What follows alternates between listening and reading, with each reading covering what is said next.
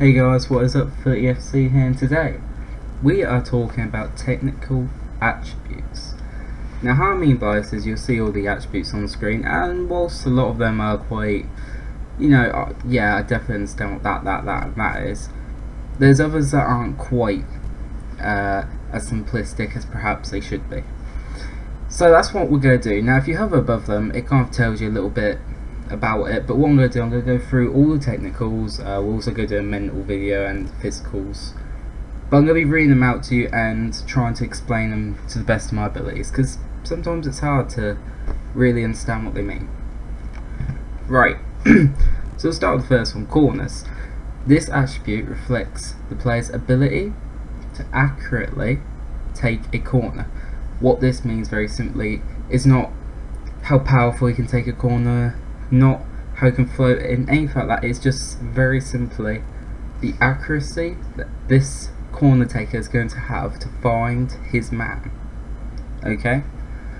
Crossing reflects the ability to cross the ball with accuracy from right. So that is the exact same from corners. It's not going to be the power on the ball, the dip, anything like that. It's just going to be the accuracy. Okay? So as we go on to dribbling, the ability to run with the ball and manipulate it under close control. How this means is, or at least how I like to interpret it, is close ball control. So you know the players that the ball it just seems to be glued to their feet. Essentially that's what this is. So a player with lower dribbling, every time he dribbles with the ball, kicks it slightly, anything like that, the ball's going to be farther away from him than someone with close control, i.e. a lot easier to tackle them. So if they've got good dribbling, it's going to be harder for opponents to get the ball off them because the ball is so close to them. Finishing, the ability to put the ball in the back of the net when presented the chance. This one's an interesting one because it kind of, it depends. You know, there's a lot of attributes to kind of go hand in hand with this. Like you've got the composure, for example, you got anticipation, concentration, decisions, long shots. It all depends on the type of shot, everything like that.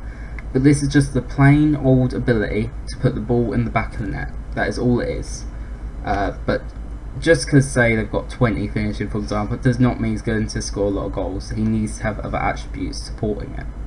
If he's a long shot taker, you're going to want long shots, obviously. You know, if he's through 1-1 with goal, you're going to want composure. But we'll get into these more later on. But yeah, that's just the basic, pure ability to put the ball in the back of the net when presented with the chance. First touch. We've all seen those YouTube videos where a professional footballer takes the ball under fantastic control when it's kicked to him from long. Something that is naturally not easy to do. That is what this is. So no matter how hard the ball is kicked to them, they manage to control it very well to the point that they're not touching the ball and it goes off into opponent. So close ball control, that's what that is, and it's very helpful, especially if you're playing passing football. You want someone with a good first touch. Free kick taking, ability to strike a dead ball either when having a shot or putting the ball into dangerous areas from deep or wide. Once again, it's more the accuracy of it. Okay, essentially that's what it is. It's accuracy, and it kind of goes in hand. You know, if let's say Ronaldo, for example, Cristiano Ronaldo. If I go look him up, right. We know what Ronaldo's free kicks are like. All those strengths gone down a bit here, we'll get to that in a minute. He likes to shoot with power, okay? Or at least he has the ability to do so. And what that then does, it ties in with strength. You know, the extra ability to put force onto it. Then we've got free kick takers like, say, you've got Coutinho, you've got Eriksen, the ones that like to kind of kill the ball in. They don't need power as such, so it's more or less the accuracy side of things. We'll stay on Ronaldo's page for this. So, heading. Solely reflects the player's ability to head the ball. Once again, accuracy. It's not, you know, if someone's got 20 headering, that's fine, You know, if they can reach it, or if they can beat a player to the ball, that's great, but you need to have good jumping reach and things like that to actually get the opportunity. Okay, it was like what I was on about with finishing earlier. You need other attributes to support it, but heading even, yeah. If no one's marking or whatever, you're going to get the ball, you're going to get the head on target, and it might come to a goal. Once again, I think it ties in with strength as well. But yeah, that's heading. Long shots. The player's prowess when shooting from outside the box. Accuracy, once again. Long shots, accuracy. It goes hand in hand with things like strength and that as well. But yeah, it's just how accurate you're going to get the shots on target from distance, because it's not easy to do. Of course not. Long throws. Well, it's throwing the ball as long as you can. Very simply. That one's probably the simplest one we've had. Marking. Player's ability to stick close to his direct opponent in defensive situations. Once again, it is, as it states, sticking close to the guy, being able to mark him, not letting him get past. You know, overall, just things like more or less the basic defending stat. That's like your core stat for defending. Okay, because it's a bit of this, it's a bit of that, but it's essentially marking the opponent, which a lot of defending is.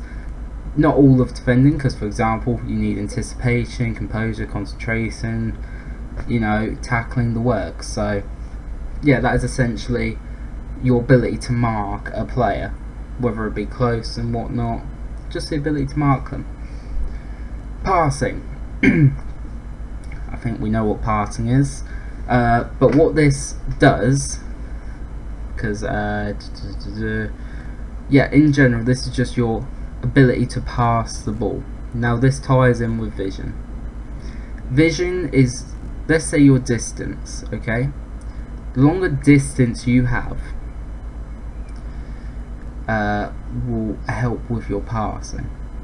Now you can have great passing, say 20 passing, but if you've got one vision, you're only going to be able to use that 20 passing for basic, you know, short passes. So that 20 passing is going to be next to useless. And vice versa with vision. If you have 20 vision and 1 passing, yeah, you can probably spot players out to pass the ball to. However, you won't be able to get it to them because you simply don't have the ability to pass the ball that well. Penalty taking. Once again, I say it ties in with things like strength and whatnot, but penalty taking is the accuracy of your penalty. Obviously, if you get on target, most of the time you're going to score. Tackling, as we spoke a little bit about earlier, player's ability to win the ball cleanly without conceding fouls in such situations. This ties in with tactics, obviously, because if you're going in hard and whatnot to try and get the ball, you're not always going to get it cleanly, but it gives you more of a chance too. You know, if you've got high tackling, you're not going to get as many fouls because you're going to get the ball most of the time. So then our final one is technique. So, quality of a player's technical game, how refined they are with the ball at their feet.